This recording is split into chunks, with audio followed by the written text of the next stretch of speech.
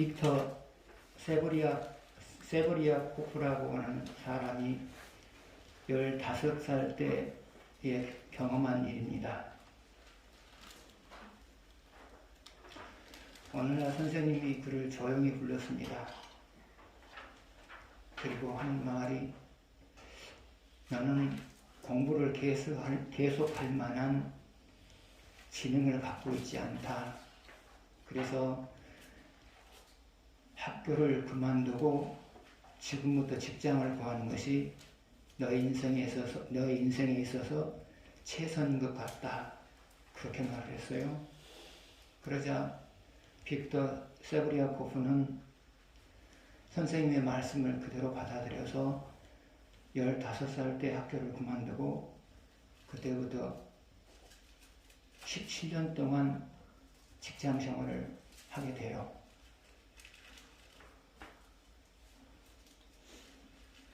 그런데 좋은 직장을 갖지 못하고 이 직장 저 직장을 전전하면서 살아요. 그런데 그가 좋은 직장을 갖지 못한 이유 중에 가장 근본적인 것은 나는 전능하다. 그런 생각이 그를 지배하고 있었던 거예요. 나는 전능하다. 나는 전능하다. 이런 생각이 그를 지배했던 거예요. 그러다가 32살이 되던 어느 날 우연히 IQ 검사를 하게 됐는데 IQ가 161인 천재로 나타났어요. 그래서 그 다음부터는 나는 전능가가 아니라 천재다. 그런 생각을 가지고 이제 사는 거예요. 그러다 보니까 이전하고 사는 모습이 전혀 달라요. 그래서 여러 권의 책을 쓰게 되었고요. 많은 물건을 발명해서 특허를 냈고요. 그리고 나중에는 성공한 기업인이 됩니다.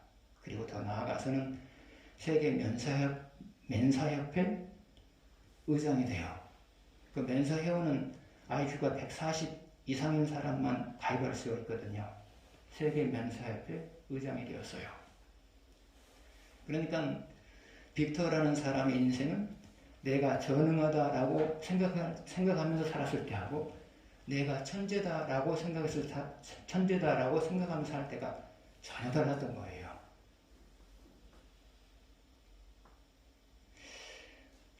여러분은 천재 이상의 삶을 살아갈 수 있는 가능성을 가진 사람들이에요. 왜 그러느냐? 여러분의 마음속에 천재 이상의 능력을 갖고 계신 예수님이 계시기 때문에 그래요. 아멘. 그래서 항상 여러분들은 고민거리를 해결하려고 할 때마다 항상 내 안에 천재 이상의 능력을 가지신 그 예수님이 계시다는 사실을 늘 생각하셔야 돼요.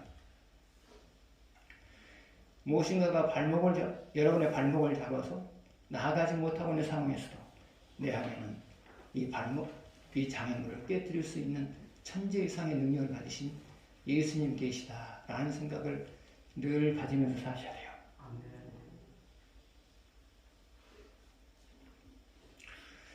오늘은 예수님 오신 날을 기념하는 성탄절 예배입니다. 본문을 중심으로 해서 그럼 오늘 오신 그 예수님이 어떤 분이신가 그 부분에 대해서 생각해 보도록 하겠습니다.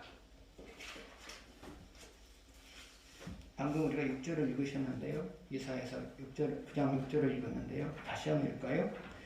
이는 한 아기가 우리에게 낳았고 한 아들을 우리에게 주신 바 되었는데 그의 어깨는 정사가 되었고 그의 이름은 기모자라 모사라 전능하신 하나님이라 영존하시는 아버지라 평강의 왕이라.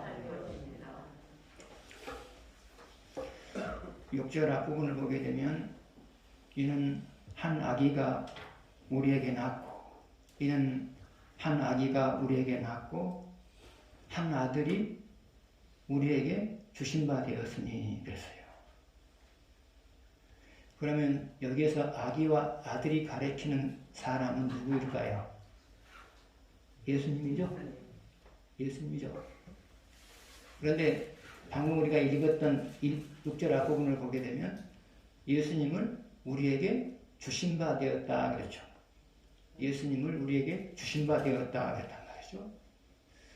그러면 예수님을 우리에게 주신 바 되었다고 말한 이유가 뭘까요? 그것은 예수님이 우리를 위해서 오셨기 때문이에요. 우리를 위해서 오셨기 때문에 그렇단 말이죠. 그러면 우리를 위해서 오신 예수님이 우리를 위해서 하신 일이 뭐냐? 첫 번째로 우리를 구원해 주신 일이에요. 죄가 없는 사람만 구원받아요. 그런데 이 땅에 사는 사람들 중에서 죄가 없는 사람이 아무도 없어요. 그래서 인간을 가만 놔두면 지옥 갈 수밖에 없는 운명에 놓여 있어요. 그래서 예수님은 인간으로 하여금 천국에 갈 수 있는 자격을 부여하기 위해서 인간의 과거의 죄와 현재의 죄와 미래의 죄값을 대신 치르시기 위해서 십자가에서 돌아가셨어요. 그래서 여러분은 구원에 관련해서 하나님 앞에 섰을 때 여러분은 죄가 없는 사람으로 간주를 하세요. 하나님이요. 여러분을 죄가 없는 자라 간주하세요. 왜냐하면 여러분의 과거, 현재, 미래의 모든 죄값을 예수님이 십자가에서 담당하셨기 때문에 그래요. 그래서 여러분은 여전히 죄를 지어요. 여전히 여러분이 하잖아? 여전히 죄를 지고 살아가요? 그러나 하나님은 여러분이 하나님 앞에 섰을 때 죄가 없는 사람으로 간주해요. 왜 그렇다고요? 예수님이 여러분의 죄값을 대신 담당하셨기 때문에 그런 거예요. 그래서 예수님이 우리를 위해서 오셨어요. 우리를 위해서 오셔서 한 것 중에 첫 번째가 우리를 구원해 주신 일이에요. 그러면 예수님이 오셔서 우리를 위해서 두 번째로 하신 일은 뭐냐? 우리가 인생을 잘 살아낼 수 있도록 도와주신 일이에요.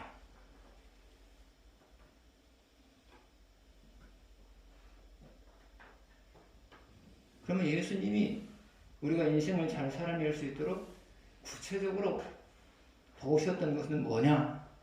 그게 바로 이제 6절 뒷부분에 나온 내용이에요. 자, 제일 먼저 나온 내용이 뭐죠? 그의 어깨에는 정사를 메었고 그랬어요. 그의 어깨에는 정사를 메었고. 정사라고 하는 것은 뭐냐? 왕이 백성들로 하여금 잘 살게 만들기 위해서 왕이 백성들을 잘 살게 만들기 위해서 하는 모든 행위. 왕이 백성들로 하여금 잘 살게 만들기 위해서 하는 모든 행위가 바로 정사다. 그렇게 생각하시면 돼요.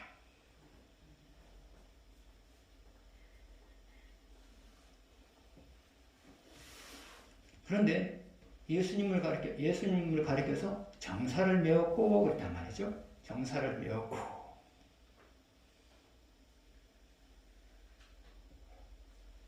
그러면 예수님이 정사를 메었다고 하는 것은 무엇을 말하느냐? 예수님은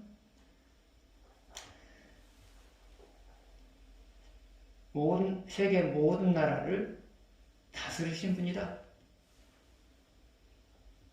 그리고 예수님은 각 나라를 다스리는 분이다.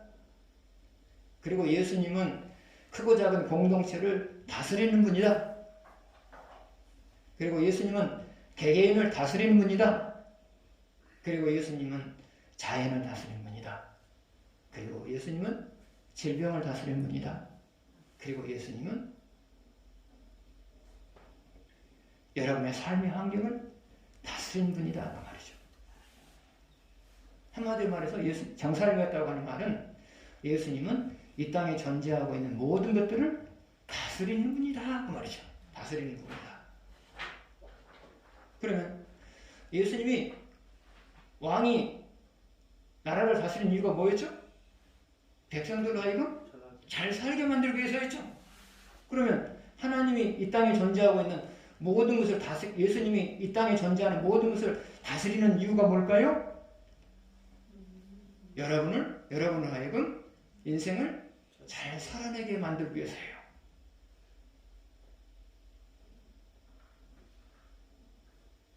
그래서 예수님은 여러분의 인생의 문제를 해결하기 위해서 여러분의 인생의 문제를 해결해 주시기 위해서 이 세상의 모든 것을 다 여러분에게 도움이 될 수 있도록 상황을 바꿔놓을 수 있는 그런 분이다 그 말이죠. 그래서 여러분의 인생의 문제가 해결될 수밖에 없는 이유가 뭐냐면 예수님은 여러분의 인생의 문제를 해결하기 위해서 이 세상에 필요하다면 그 인생의 문제를 필요하다면 해결하는 데 필요하다면 이 세상에 존재하고 있는 모든 것을 여러분에게 유익을 주는 것으로 바꿔놓는단 말이죠. 그리고 그것으로도 안 되면 또 뭘 해요? 자기 능력을 사용해요. 예수님은 이 세상에 존재하고 있는 모든 것을 다스리는 분이에요. 다스리는 이유가 뭐라고요? 자기를 섬기는 사람들이 인생을 잘 살아낼 수 있게 만들기 위해서 그런 거예요. 두 번째로 그 다음을 보면 뭐라 그랬죠? 그의 이름은 기묘자라 그랬어요. 기묘자라. 여러분, 기묘자라고 하는 말의 의미가 뭘까요? 그것은 기이한 일을 행하는 사람 그 말이에요. 기이한 일을 행하는 사람. 예수님과 관련돼서 바꿔서 말하면 기적을 베푸는 사람. 그래서 예수님은 기적을 베푸는 사람이에요. 그런데 그 기적을 베풀 때 누구를 위해서 베풀어요? 나를 위해서 베푼단 말이죠. 자기를 섬기는 사람을 위해서 베푼단 말이죠. 그러면 예수님이 기적을 베푸셨을 때 여러분의 삶 속에 나타나는 것들은 뭘까요? 첫 번째로 내가 해결할 수 없는 고민거리가 해결돼요.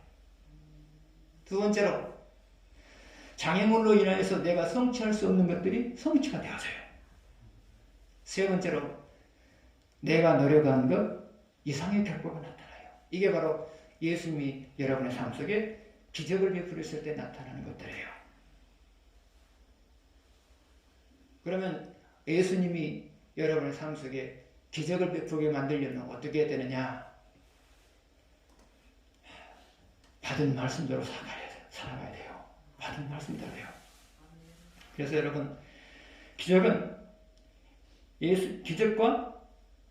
여러분이 예수님이 베푸시는 기적과 맞바꿀 수 있는 것이 뭐냐? 그것은 바로 여러분이 받은 말씀대로 살아가는 거예요. 그래서 여러분의 삶 속에 예수님이 베푸실 기적이 필요하다.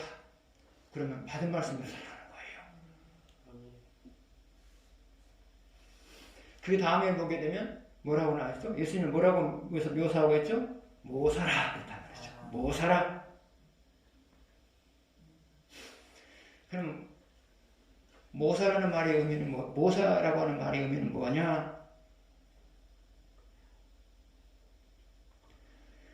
왕이 나라를 잘 다스리는데 잘 다스리는 데 있어서 필요한 지혜를 때에 따라서 말하는 사람, 왕이 나라를 잘 다스리는 데 있어서 필요할 때마다 그 지혜를 말해주는 사람, 이 사람이 바로 모사예요. 그런데 예수님은 누구의 모사라고 말하고 있어요? 우리의 모사라고 말하고 있죠? 그래서 예수님은 여러분이 예수님의 도우심을 필요로 할 때마다 예수님은 여러분에게 지혜를 주셔요. 다시 말하면 여러분 인생을 살다가 벽에 부딪힐 때마다 그 벽을 깨뜨릴 수 있는 지혜를 주신 분이 바로 예수님이시다 그 말이에요.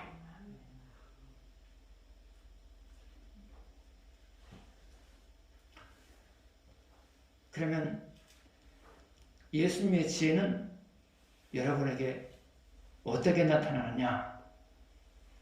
첫 번째로는 방법으로 나타나요. 방법으로요. 여러분이 어떤 문제를 안고 고민을 하고 있어요. 그러면 예수님이 그 고민거리를 해결할 수 있는 방법이 떠오르게 만들어요. 방법이 떠오르게 만들어요. 이것이 바로 예수님이 지혜를 주시는 방법이거든요. 방법이 떠오르게 만든다. 방법이 떠오르게 만든단 말이죠. 그런데 방법이라고 하는 것은 사람이 해낼 수 있는 일만 해내요. 예수님께서 여러분에게 방법을 가르치는데 그 방법이라고 하는 것은 사람이 해낼 수 있는 일만 해내요. 그러면 사람이 해낼 수 없는 일을 또 해낼 수 없는 일을 해결할 수 있는 방법을 또 예수님이 가르쳐준단 말이죠. 그러면 사람이 해낼 수 없는 일을 해낼 수 있는 방법이라고 하는 것은 뭐냐? 두 가지예요. 첫 번째로는 회개해야 될 말씀을 가르쳐줘요. 회개해야 될 부분을 가르쳐줘요. 두 번째로는 실천해야 될 과제를 줘요. 여러분의 인생의 모든 문제는 여러분이 안고 있는 사람이 해결할 수 없는 인생의 모든 문제는 이 두 가지에 의해서 해결이 돼요. 회개할 것을 가르쳐줘요. 그 다음에 실천해야 될 과제를 준단 말이죠. 이 두 가지를 하나님이 주신단 말이죠. 이것이 바로 방법이에요. 왜요? 이것을 실천하면 여러분의 인생의 문제가 해결되는 거거든요. 그래서 여러분 고민거리가 있으면 기도를 하세요. 그러나 기도를 하실 때 막연하게 기도하지 말고요. 제가 어떻게 해야 이 고민거리를 해결해 주시겠습니까? 이렇게 물어보는 거예요. 고민거리를 있을 때 막연하게 기도하시면 안 돼요? 어떻게 기도하시라고요? 하나님, 제가 어떻게 해야 저의 이런 문제를 해결해 주시겠습니까? 그렇게 말씀하시면, 물어보시면 하나님 여러분에게 가르쳐 주신단 말이죠. 이거 회개했으면 좋겠다. 회개할 것을 떠오르게 만들어요. 그리고 앞으로 이것을 실천했으면 살았으면 좋겠다. 과제를 주신단 말이죠. 아무튼 그래요. 여러분이 인생의 문제를 안고 있을 때 예수님은 여러분에게 상황에 따라서 지혜를 주신단 말이죠. 그래서 지혜를 주실 때 그대로 행동하면 반드시 여러분 인생의 문제가 해결돼요.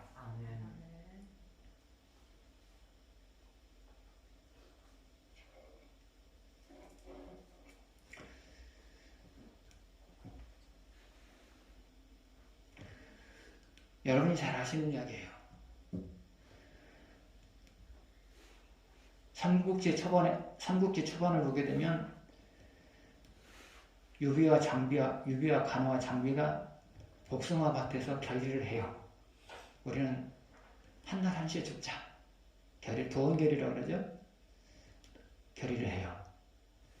그래서 이제 세 사람이 큰 뜻을 품고 이제 중국을 선하게 넣겠다는 그런 큰 뜻을 품었어요. 세 사람이.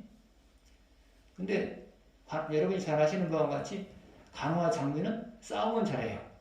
그러나 전법을 잘 몰라요. 그러니까 한계가 있어요. 싸움에서 이기려면 싸우기도 잘해야 되고요. 지략도 있어야 되잖아요. 그래서 이제 유비는 한계를 느껴요. 이 사람들만 가지고는 안 되겠구나. 한계를 느껴요. 그래서 여러분이 잘 아는 바와 같이 그 지략을 내놓을 수 있는 사람인 제강몽명을 찾아가죠. 삼고초려란 말이 거기서 나왔죠. 3번 찾아가가지고 결국 승낙을 받아냈죠. 삼고초를 해가지고. 그래서 그 다음부터는 승승장구하게 되었어요. 여러분 역시도 마찬가지예요. 예수님을 여러분의 모서로 모시고 사셔야 돼요. 그래야 여러분이 승승장구할 수가 있어요. 그러면 여러분이 예수님을 모서로 삼고 살아가시려면 어떻게 해야 돼요? 그건 역시도 받은 말씀대로 살아가는 거예요. 그래서 여러분, 지혜가 떠오르지 않는다. 답이 없어 답답하다. 그러면 지금 예수님이 여러분에 대해서 모사로서 역할을 안 하고 있는 거거든요. 안 하고 있는 거거든요. 그때 어떻게 하시라고요? 예수님 마음을 돌려놓을 수 있는 방법이 뭐라고요? 회개하고 다시 받은 말씀대로 살아가는 거예요. 자, 그 다음에 뭐라 그랬죠? 전능하신 하나님이라 이거 넘어가고요. 그 다음에 영존하신 아버지시라. 영존하신 아버지시라. 예수님을 가리켜서 영존하신 아버지라 그렇게 말하고 있단 말이죠. 그러면 예수님을 가리켜서 영존하신 아버지라고 표현한 이유가 뭘까요? 첫 번째로 예수님은 질서상, 표현상 성부 하나님과 차이가 있는 것 같지만 실제로는 동격이다. 즉 그것을 말하고 있는 거예요. 우리는 성자 예수님, 성부 하나님 그러면 성부 하나님 훨씬 더 나은 것으로 우리가 생각하기 쉽단 말이죠. 그러나 이것은 표현상의 차이지 두 분의 모든 면에 있어서 동격이다. 그것을 말하고 있는 거예요. 예수님은 성자 예수님은 성부 하나님과의 관계 속에서 질서상, 표현상 차이가 있는 것 같지만 실제로는 동격이다. 지금 그것을 말하고 있는 거예요. 두 번째로 예수님을 가리켜서 영존하신 아버지다 라고 말한 이유가 뭐냐?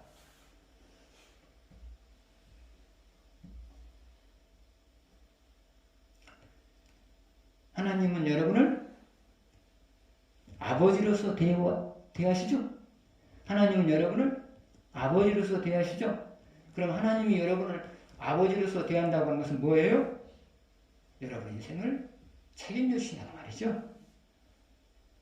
여러분이 여러분의 자녀에 대해서 아버지로 대한다고 하는 것은 뭐예요? 자녀들의 인생을 책임져 주려고 노력한다. 그렇게 표현하면 되겠죠? 하나님은 우리 아버지란 말이죠. 그런데 그 아버지 역할이 뭐냐? 우리 인생을 책임져 주는 거란 말이죠. 그런데 예수님도 우리의 아버지라고 말하고 있죠. 그 아버지를 말하는 이유가 뭐냐? 예수님 역시도 하나님처럼 우리를 아버지로서 대하십니다. 우리를 자녀로서 대하십니다. 다시 말하면 예수님도 하나님처럼 우리 인생을 책임져 주시는 분이다. 그거예요, 여러분.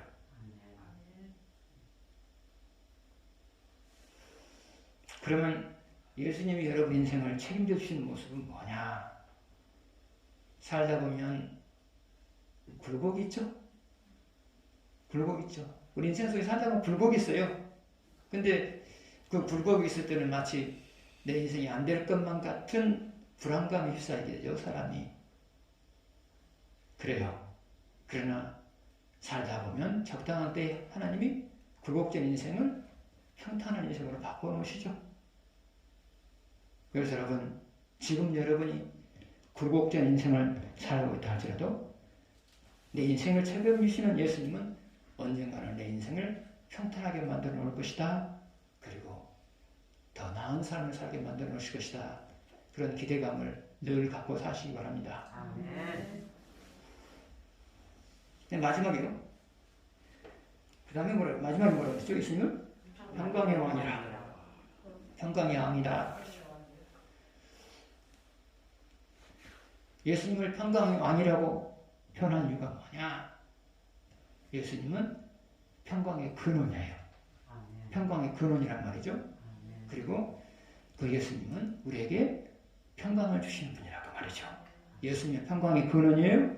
그러면서 그 평강을 우리에게 주시는 분이에요. 그러면 이 평강이라고 하는 것이 뭐라고 했죠? 첫 번째로는 마음을 편안한 마음을 갖는 것. 편안한 마음을 갖는 것. 이게 평강이죠. 여러분이 편안한 마음을 가지려면 어떻게 해야 돼요? 예수님이 여러분에게 희망을 줄 때 편안한 마음을 가져요. 여러분이 어떤 상황에 놓여있든지 간에 예수님이 여러분에게 희망을 준단 말이죠. 희망을 준단 말이죠. 희망을 주면 여러분이 마음이 편안한 거고요. 삶이 팍팍할 때, 삶이 힘겨울 때 희망을 안 주면 삶이 고달프게 느껴지는 거고요. 예수님은 여러분이 어떤 상황에 놓였든지 간에 편안한 마음을 주시는 분이에요. 어떻게 해요? 희망을 주시고 그 희망이 현실로 나타나게 함으로 인해서 여러분의 마음에 평안을 주시는 분이에요. 두 번째로 평강이라고 하는 것은 뭐냐? 삶이 평탄한 거예요. 삶이 평탄한 거예요. 다시 말하면 무엇을 하든지 형통해요. 이게 바로 평강이에요. 예수님은 평강의 왕이에요. 그러면서 여러분에게 평강을 주실 수 있는 분이에요. 우리는 참 어려운 시대를 살아가고 있어요. 그런데 이런 어려운 시대를 살아갈 때는 순간순간마다 평강이 깨어져요. 왜 깨어져요? 사랑이니까 깨어져요. 평강은 여러분이 소유할 수 있는 것이 아니라 하나님의 선물이란 말이죠. 하나님의 선물이란 말이죠. 그래서 하나님이 줄 때는 여러분 평강이 있고요. 하나님이 안 주실 때는 또 고민하며 살아가는 거예요. 이게 인간이에요, 여러분. 평강 역시도 마찬가지예요. 받은 말씀대로 살아갈 때 주어진 것이 평강이에요. 그래서 여러분이 살아가는 데 있어서 필요한 모든 행복에서는 무엇과 관련이 있느냐? 그것은 받은 말씀대로 살아가느냐 살아가지 않느냐 이것과 관련이 있어요. 그래서 여러분 지금은 여러분이 스스로 내가 원하는 삶을 살겠다고 다짐함으로 인하여서 원하는 게 될 상황이 아니에요. 하나님이 해주셔야만 될 수 있는 그런 상황이거든요. 내가 지금부터 편안한 마음을 가져야 되겠다. 그 마음을 갖는다고 해서 편안한 마음이 가져지는 거 아니에요. 예수님이 편안한 마음을 주어야 편안한 거죠. 그러면 누구한테 붙어 있어야 되겠어요? 예수님에게 붙어 있어야 돼요, 여러분. 예수님에게 붙어 있어야 돼요. 어려울수록 신앙생활하기 어려울수록 내 삶이 어려울수록 예수님께 붙어 있어야 돼요. 그래야 모든 좋은 것이 예수님으로부터 여러분에게 흘러들어와요. 인생은 이렇게 살아야 돼요. 평탄할 때도 이렇게 살아야 되는 거고요. 권고할 때도 이렇게 살아야 되는 거예요. 여러분 신앙관리 잘 하셔야 돼요. 신앙관리 어려운 시기잖아요. 그러나 여러분 내가 어떻게 하면 신앙을 항상 살려놓을 수 있을까? 이런 고민 속에서 사셔야 돼요. 그래야만 여러분이 이 시기를 희망 가운데서 지나갈 수가 있어요. 그리고 하나님께서는 이 시기가 지난 이후에 신앙 그 가운데서도 변함없이 하나님을 사랑하려고 노력했던 여러분의 모습을 볼 거예요. 교회에 대해서도 마찬가지고요. 여러분에 대해서도 마찬가지고요. 이것이 전부가 아니에요, 여러분. 이 시기가 전부가 아니란 말이죠. 이 시기가 끝나고 난 다음에 하나님께서는 반드시 상줄 사람들에게 상을 줄 거예요. 그래서 여러분 신앙 관리를 잘 하십시오. 기도하겠습니다.